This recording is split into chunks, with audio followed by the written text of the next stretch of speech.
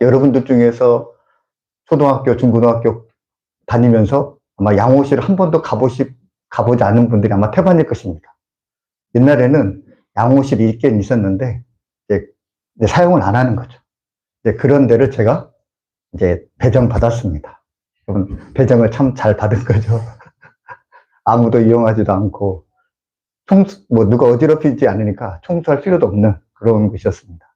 근데 이제 그때에는 점심을 먹기 전에 한 30분 정도 청소를 했던 것 같습니다. 그래서 이제 오전 수업을 마치고 청소한 다음에 이제 밥을 먹는 겁니다. 근데 제가 이제 양호실을 갔는데 사용을 안 하잖아요. 근데 이제 옛날에 우리 초등학교 이제 바닥이 마룻바닥이었잖아요. 가보니까 정말 마룻바닥이, 지금 이거는 좀 그래도 번들번들한 건데 마룻바닥에 윤기가 하나도 없더라고요. 근데 이제 제가 그 어린 마음에 그 어떤 생각이 들어서 그런지 몰라도, 내가 그 윤기 없는 바닥에 내가 윤기를 내리라, 제가 생각을 했습니다. 그래서 옛날에는 초가 큰 거 있잖아요. 이 초 양쪽 큰 거를 가지고, 근데 선생님이 그게 시킨 것도 아니고, 선생님이 청소 잘했는지 검사한 것도 아닙니다. 근데 제가 혼자 스스로 이 바닥을 아마 좀 우리 예배당 한 절반 정도 됐은 것 같습니다. 근데 이제 그 바닥을 이제 매일매일 이제 초로 칠하고 걸레로 닦았습니다. 근데 어떨 때는 너무 열심히 하다 보니까 청소 이제 끝나고 점심시간 울리는 종이 울림에도 불구하고 막 청소 끝나고 막 점심시간에도 막 좀 했던 것 같아요. 그래가지고 근데 어느 시점에 들어가 보니까는 이 바닥이 아주 그냥 민들민들 하더라고요. 빛나더라고요. 얼마나 닦았는지. 아니 어떻게 보면 지금까지 그렇게 하지 않았는데 그냥 제가 그렇게 한 거죠. 그런데 이제 그게 이제 언뜻 생각이 나면서 제가 하나님께 기도하게 되었습니다. 하나님, 우리 참사랑교회가 정말 이렇게 주님의 생명으로 번들번들 빛나길 원합니다. 하나님, 우리 참사랑교회, 우리 모든 성도님들의 그 영혼이 주님의 생명으로 번들번들 빛나길 원합니다. 여러분, 그런 날이 꼭 올 줄로 믿습니다. 그런 날이 오고 있습니다. 근데 여러분, 제가 열심히 노력한다고 해서 여러분, 우리 참사랑교회가 주님의 생명으로 번들번들 빛이 나고 또 여러분의 생명이, 여러분의 그 영혼이 번들번들 빛이 나는 걸까요? 아닙니다. 여러분, 그냥 저는 제 할 일을 할 따름입니다. 그리고 저는 기도할 따름입니다. 여러분도 마찬가지죠. 여러분들도 같이 그 일을 위해서 기도할 뿐이고 여러분이 맡은 일을 충실히 할 뿐입니다. 그러나 여러분, 그것을 이루시는 분은 바로 우리 성령님이시다라는 거죠. 성령님이 우리에게 생명을 주고 우리 영혼이 정말 주의 그 윤기로 가득 차게 하고, 그것이 바로 성령께서 우리 가운데 행하시던 일이라는 것입니다. 우리는 그것을 소망하며 그것을 바라보며 우리는 우리가 해야 될 일을 할 따름일 뿐입니다. 그런 날이 우리에게 속히 올 수 있기를 또 소망합니다. 오늘 시편 73편에 보면 시편 73편은 이 아삽의 시입니다. 근데 이 아삽이 시가 있는데 이 아삽이 이제 자신의 그 고민에 대해서 이제 이야기를 합니다. 아삽이 굉장히 신실한 사람이었습니다. 하나님 마음 보시기에 참 정결한 사람이었습니다.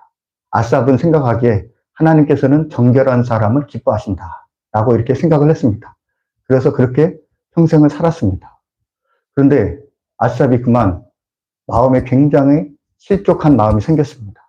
왜냐하면 자기는 그렇게 하나님께서 정결한 자를 기뻐하시기 때문에 정결한 삶을 살았는데 저 세상을 보니 악한 사람들이 오히려 더 잘되고 더 번성하고 더 부유하고 더 건강하고 죽을 때도 그냥 육신에 그냥 윤기가 있고 또 재앙도 없고 고난도 없고, 그런데 반해서 정결하게 살았던 자는 자기는 고난이 있고, 그러니까 아삽이 이해가 안 되는 거예요. 아니, 하나님을 정말 잘 믿는 자기에게는 이런 고난이 있는데 저 하나님을 믿지도 않는 저 악인들은 어찌 그렇게 형통하고 어떻게 그렇게 잘 되고 고난도 없고 왜 이렇게 이런 차이가 있지 하면서 이 아삽이 마음에 실족이 드는 거예요. 그러면서 이제 시험이 드는 것입니다. 그런데 아삽이 이제 성전에 들어가면서 그 자기가 품었던 그 실족한 마음이 다 해소가 됩니다. 하나님께서 이 악인의 마지막 결말을 이 아삽에게 보여주셨기 때문입니다. 시편 73편 18절과 19절 말씀에 주께서 참으로 그들을 미끄러운 곳에 두시며 파멸에 던지시니 그들이 어찌하여 그리 갑자기 황폐되었는가. 놀랄 정도로 그들은 전멸하였나이다. 처음에 아삽은 악인의 형통을 보고 마음에 시험을 듭니다. 그런데 하나님께서 악인이 어떠한 결말을 맞을 것인가를 그에게 보여주신 겁니다. 그들의 형통은 미끄러운 곳에 잠시 두셨다라는 것입니다. 그리고 결국 그들을 파멸에 던지신다라는 것입니다. 이런 이 악인들의 결론이 그에게 보여지자 그는 이제 마음의 그 의심이 해소가 됩니다. 그러면서 이 아삽이 마지막으로 하나님께 이렇게 고백합니다. 하나님께 가까이함이 내게 복이라. 하나님께 가까이함이 내게 복이라. 세상에서 아무리 형통하고 어쩐다 할지라도 내가 하나님과 함께하고 하나님과 동거함이 내게 복이다라는 것입니다. 그것과 비견될 수 없다라는 거죠. 오늘 요한복음 16장 1절에 주님께서 제자들에게 이렇게 말씀하십니다. 내가 이것을 너희에게 이름은 너희로 실족하지 않게 하려 함이니.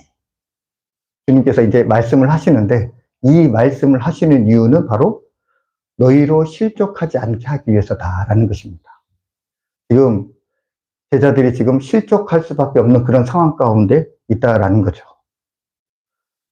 그 실족할 수밖에 없는 상황이 2절에 나와 있습니다. 16장 2절에 사람들이 너희를 출교할 뿐만 아니라 때가 이르면 무릇 너희를 죽이는 자가 생각하기를 이것이 하나님을 섬기는 일이라 하리라. 제자들에게, 예수님을 믿는 제자들에게 이제 출교가 있을 거라고 말씀합니다. 여러분, 이 출교라는 것은 유대인 공동체에서 쫓겨나는 것입니다. 유대인 공동체에서 이제 단절이 되는 거죠. 교류의 단절. 근데 여러분, 이것은 단지 교류의 단절일 뿐만 아니라 이것은 사회적인 매장이라고 할 수가 있습니다. 그에게 어떠한 일이 일어나도 그는 출교당한 사람은 이 법적인 보호를 받지 못합니다. 한마디로 그냥 내전적인 사람이라는 거죠. 근데 여러분, 제자들이 당하는 이 고난은 출교에 그치지 않습니다. 어떤 사람들은 이 제자들을 죽이기까지 한다라는 거죠. 제자들이 순교를 당한다라는 것입니다. 여러분, 제자들이 뭐 잘못한 게 있습니까? 제자들은 그냥 예수님을 잘 믿고 따랐을 뿐입니다. 제자들은 예수님께 속했을 뿐입니다. 그런데 까닭없이 예수님을 미워한 이 세상이 주님께 속한 이 제자들을 미워한다라는 것입니다. 출교를 시킬 뿐만 아니라 또 그들이 하나님을 잘 섬긴다는 명목으로 제자들을 죽인다라는 것입니다. 여러분, 당시의 유대 종교 지도자들, 그들은 하나님을 잘 섬긴다는 명목이 있었습니다. 그러나 그들이 그렇게 하는 것은 진짜 하나님의 의를 위해서가 아니라 자기의 의를 내세우기 위해서 그렇게 한 것입니다. 제자들의 입장에서 보면은 그것이 참으로 억울할 수 있는 거죠. 진짜 하나님의 의를 위해서 일한 사람들은 바로 제자들인데. 근데 오히려 그들이 죽임받고 핍박을 받는다라는 것입니다. 근데 여러분, 제자들에게 이런 핍박을 가하는 사람들, 이렇게 예수님을 그리스도라 증거하는 그 사람들, 이 사람들이 지금 핍박하는 이런 상황 가운데 있습니다. 그러면서 예수님께서는 그들이 이제 실족하지 않기 위해서 지금 제자들에게 말씀하고 있습니다. 그러면서 요한복음 16장 5절에 이렇게 말씀합니다. 지금 내가 나를 보내신 이에게로 가는데 너희 중에서 나더러 어디로 가는지 묻는 자가 없다. 이렇게 말씀을 하십니다. 지금 제자들은 예수님께서 떠나가시는 것, 예수님께서 지금 그들과 헤어지는 것, 이것에 대해서만 지금 깊은 시류와 절망 가운데 빠져 있다라는 거죠. 근데 주님께서는 너희가 왜 내가 떠나는 것에 대해서만 왜 그렇게 시리와 절망에 빠져 있느냐? 왜 나더러 나를 보내시니 아버지께로 나더러 어디로 가는지 아버지께로 돌아가는 것이 어디인지 묻는 자가 없느냐라고 이렇게 말씀하신다라는 것입니다. 여러분, 주님께서 왜 아버지께로 돌아가는 것이 그들에게 중요한 것입니다. 그것이 바로 주님께서 오늘 말씀하시고자 하는 것입니다. 7절 말씀에 그러나 내가 너희에게 실상을 말하노니 내가 떠나는 것이 너희에게 유익이라. 내가 떠나가지 아니하면 보혜사가 너희에게로 오시지 아니할 것이요. 가면 내가 그를 너희에게 보내리니 말씀합니다. 그러니까 예수님께서 떠나시는 것은 그것이 오히려 제자들에게 유익이다라는 것입니다. 인간적으로 생각하면 예수님이 없으면 깊은 절망과 고난이 있을 것 같지만 그러나 오히려 예수님께서 떠나심으로 그들에게 성령을 보내시겠다라는 것입니다. 그것이 오히려 제자들에게 더 낫다라는 것입니다. 예수님께서 십자가의 죽음과 부활과 승천을 통해서 아버지께로 돌아가심으로 그들에게 제자들에게 성령을 주실 수 있는 것입니다. 예수님께서는 제자들에게 성령이 오심이 더 그들에게 유익이다라고 말씀하고 있습니다. 여러분, 왜 제자들에게 성령이 오시는 것이 더 유익일까요? 육신을 가신 예수님은 이 육신을 가지셨기 때문에 시간과 공간에 제약이 있습니다. 근데 여러분, 영은 시간과 공간에 제약이 없습니다. 만약에 예수님께서 예루살렘에 계신다. 그러면 예수님은 갈릴리에 없는 것입니다. 근데 만약에 예수님께서 갈릴리에 계신다. 그러면 예수님은 예루살렘에 없는 것입니다. 근데 만약에 정말 주님께서 우리에게 성령을 보내셨을 때 예수님은 시간과 공간을 초월해서 모든 시간과 모든 장소에 주님께서는 똑같이 임재하실 수 있는 것입니다. 여러분, 제가 설교를 준비하면서 재밌는 생각이 들었습니다. 여러분, 예수님께서 제자들에게 땅끝까지 복음을 전하라고 했습니다. 근데 만약에 베드로가 복음을 전하기 위해서 이집트로 갔다고 합시다. 근데 사도 바울이 복음을 전하기 위해서 지금의 터키로 갔다고 합시다. 자, 육신을 가진 예수님, 누구를 따라가야 될까요? 베드로를 따라갈까요? 사도 바울을 따라갈까요? 만약에 베드로를 따라간다 하시면 아마 사도 바울이 서운할 겁니다. 사도 바울을 따라간다 하면 아마 베드로가 서운할 것입니다. 여러분, 이처럼 육신을 입고 있는 주님은 제약이 있다라는 거죠. 다 함께 할 수 없다라는 거죠. 다 함께 할 수 있기 위해서 주님께서는 영으로 우리에게 오시겠다 약속하셨다는 것입니다. 주님께서는 제자들에게 어떤 위험 속에서도 주님께서 제자들과 함께 하시겠다 이렇게 약속을 하십니다. 임마누엘을 약속하셨는데 그 임마누엘을 어떻게 이루셨냐면 바로 성령을 우리 가운데 보내심으로 주님께서 우리와 함께 하신다라는 것입니다. 오늘 성령께서 우리에게 오셔서 하시는 일이 크게 두 가지가 있습니다. 첫 번째는 이 세상을 책망하시는 일입니다. 요한복음 16장 8절에 그가 와서 죄에 대하여 의에 대하여 심판에 대하여 세상을 책망하시리라 말씀합니다. 예수님 보내신 이 성령께서 오셔서 이 세상을 책망하시는데 이 책망이라는 단어는 이 법적인 용어입니다. 그냥 우리가 알듯이 그냥 꾸짖는다 이런 것이 아니라 이 책망이라는 말, 엘렌코라는 이 단어는 이 법적인 용어인데 이 세 가지의 의미가 있습니다. 첫 번째로 잘못을 폭로한다라는 것입니다. 이 세상 사람들이 가지고 있는 그 어둠을 주님의 이 성령의 빛 가운데 밝히 드러내서 이 세상의 사람들의 죄를 폭로하시는 것입니다. 또 두 번째로 이 반박하신다라는 것입니다. 그러니까 세상 사람들은 이 성령께서 그러한 죄를 드러내셨을 때 세상 사람들은 내가 그렇게 하지 않았습니다 라고 반박할 수 있다라는 거죠. 그렇죠? 피고가 그 죄인이 법정에서 나는 그걸 아니다 부인할 수 있다라는 거죠. 그런데 성령께서는 그 피고의 주장들을 반박하신다라는 거죠. 주님께서는 그 증거를 가지고 더 이상 반박할 수 없을 정도로 그 죄인을 논리로서 이제 그 반박을 이제 무력화시키는 거죠. 그리고 마지막으로 판결을 내리십니다.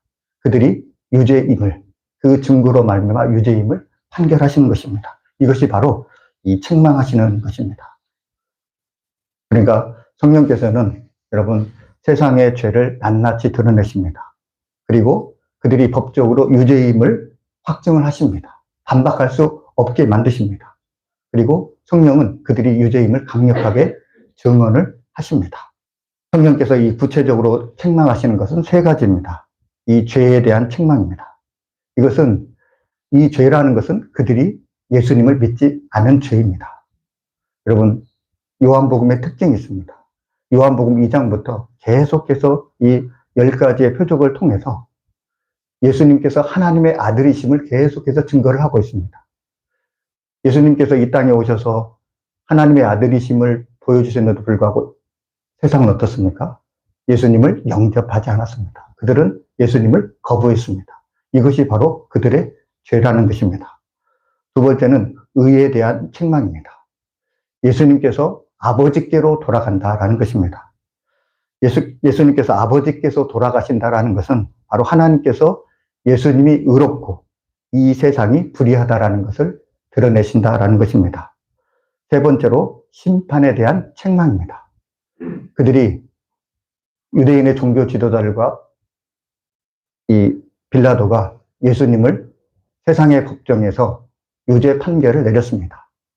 그러나 예수님을 유죄 판결을 내린 이 빌라도와 유대의 종교 지도자들은 하나님의 법정에서 그들이야말로 유죄 판결을 받을 것임을 말씀하고 있습니다. 시편 73편에 보면은 이 아삽이 악인의 형통으로 말미암아 잠시 실족을 합니다.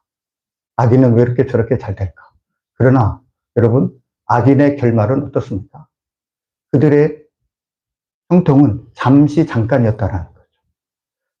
예수님께서 이 성령을 통해서 말씀하시는 것은 그들에게 위로를 주시는 것은 너희들이 비록 세상에 나아가서 핍박을 받지만 그러나 너희를 그 핍박하는 그들은 결국 하나님의 책망, 하나님의 심판을 피할 수 없다는 것을 지금 말씀하시는 것입니다. 그럼으로써 제자들에게 지금 위로의 말씀을 하시는 것입니다.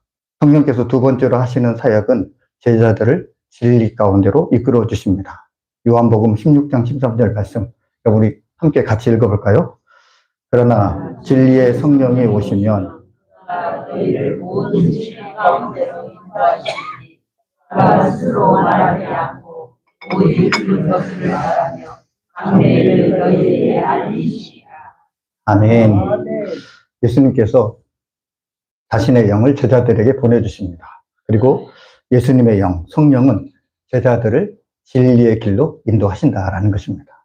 여러분, 예수님께서 요한복음 14장 6절에 내가 곧 진리요, 길이요, 진리요, 생명이니 라고 말씀하셨습니다. 그리고 예수님께서 제자들을 진리의 길로 인도하셨습니다. 그런데 이제 성령께서 오셔서 제자들을 진리의 길로 인도하십니다. 제자들을 생명으로 인도하십니다.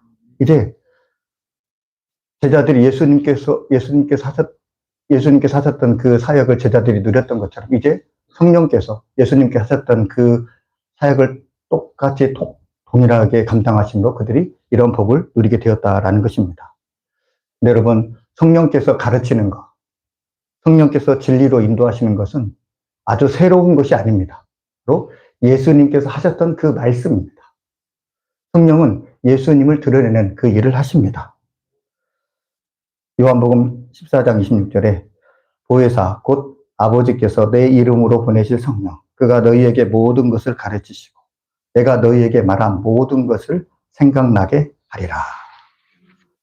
예수님께서 공부하신 것, 예수님께서 행하시는 것, 그것을 성령께서 가르치고 그것을 성령께서 생각나게 하신다라는 것입니다. 가르치는 것, 이것은 단순히 지식을 전하는 것이 아닙니다. 예수님께서 하신 그 말씀의 그 깊은 의미를 성령께서 우리에게 가르쳐 주신다라는 것입니다. 그리고 성령께서는 예수님의 말씀을 생각나게 하신다라는 것입니다.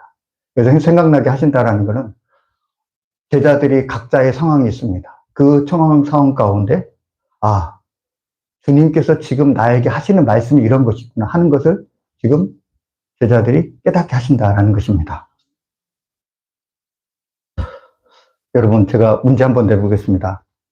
이 세상에서 가장 유명한 그림이 있습니다. 이 세상에서 가장 유명하니까 가장 비싸겠죠.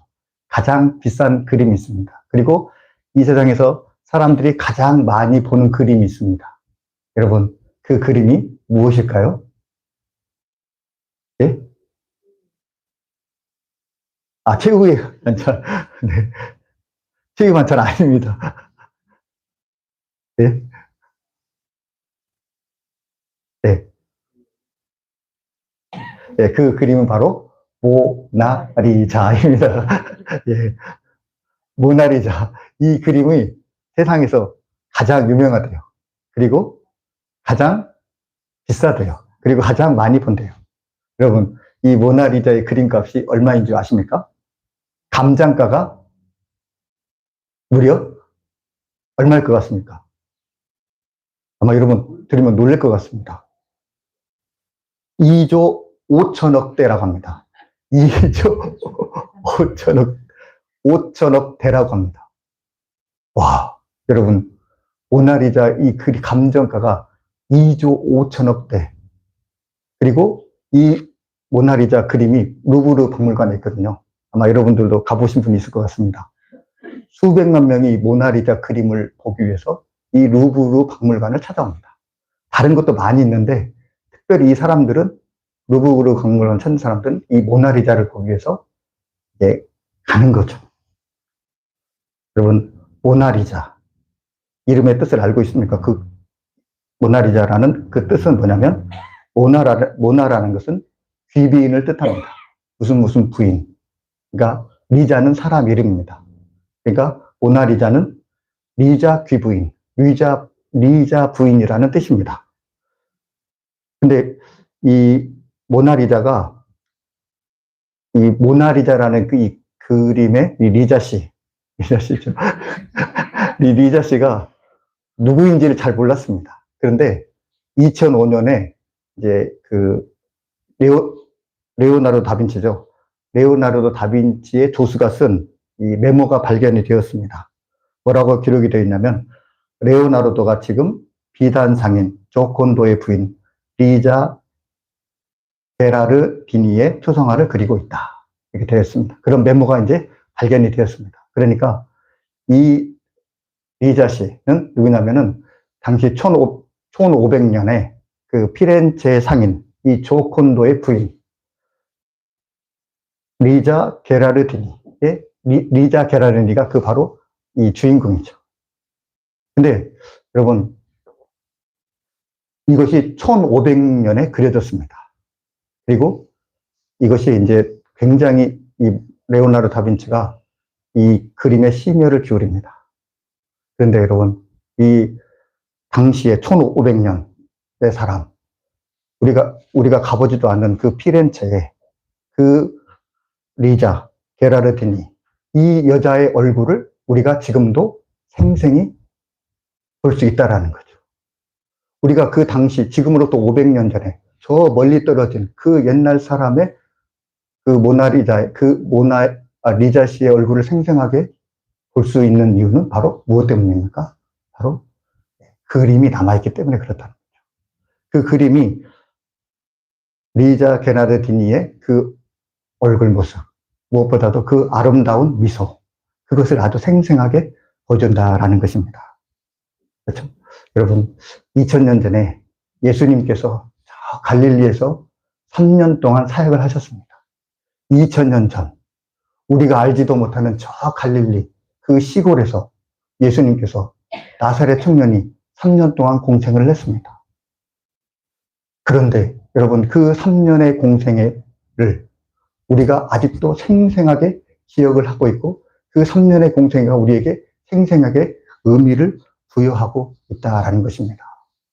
여러분, 예수님과 함께한 동고동락한 예수님의 제자들, 아마 예수님을 구주로 믿었을 수 있습니다. 그렇죠? 예수님을 봤으니까. 근데 여러분, 2000년 전에 멀리 떨어진 어디인지도 알지도 못하는 그곳에 있었던 그 예수라는 그 청년을 지금 우리가 예수님을 나의 구주로 고백할 수 있는 비결이 무엇입니까? 바로 성령께서 우리를 생생하게 예수님을 증거하고 있기 때문에 그렇습니다. 레오나르도 다빈치가 리자 게나르디니의 그 얼굴을 그림으로써 그 리자 게나르디니의 얼굴이 500년이 지나도 우리가 생생하게 알 수 있는 것처럼 예수님께서 이 2000년 전에 그 예수님의 말씀을 우리에게 생생하게 증언하심으로 인해서 우리가 예수님의 그 말씀을 지금도 우리가 깨닫고 그 말씀에 따라 살아갈 수 있다는 것입니다. 어떤 사람들, 여러분, 우리가 어떤 사람들은 예수님을 보지 못했기 때문에 못 믿는다는 사람도 있습니다. 그러나 예수님을 봐야만 믿는 것이 아닙니다. 보지 않고도 믿을 수 있다는 것입니다. 예수님께서 요한복음 20장 29절에 말씀합니다. 너희가 나를 본고로 믿느냐? 보지 못하고 나를 믿는 자들은 복되도다. 보지 못하고 예수님을 믿는 사람들, 그 복된 사람들은 바로 저와 여러분이다라는 거죠. 성경에 이 사도라는 사람들, 이 사도라고 이름을 붙여진 사람들은 예수님과 공생애를 함께한 사람들입니다. 예수님과 동고동락을 함께한 사람들이죠.